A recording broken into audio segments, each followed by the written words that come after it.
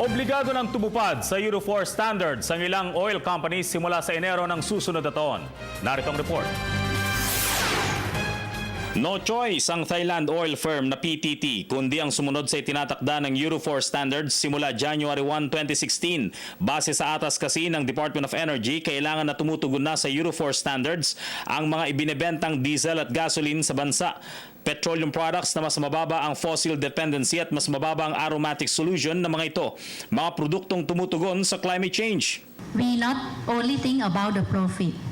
Our philosophy to do business in Philippines, we always do care, share, and respect the people that we invest.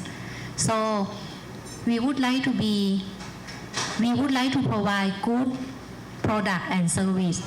Subalit kaakibat ng pagbibigay ng mas mataas na uri ng petrolyo, mas mataas na gastos para i-import ito na mura naman ipapasa sa mga motorista dahil sa patuloy na pagbagsak ng presyo ng produktong petrolyo sa world market. The global concern has forced oil companies to produce cleaner and cleaner gasoline and diesel. If I'm not mistaken, Euro 4 diesel control the emission of sulfur is down to 5%? 50 ppm. Giit naman ng PTT, tungkulin nilang magbenta ng Euro 4 standard oils dahil ito na rin ang direksyon ng mga mauunlad na bansa. We are glad that the government has taken these steps.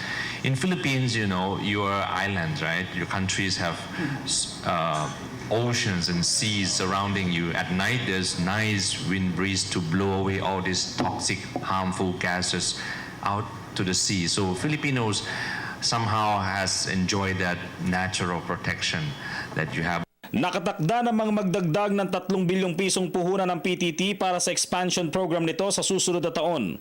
Mga expansion program na nakatuon sa mga isla ng Visayas at Luzon. Para sa Telebisyon ng Bayan, George Bandola.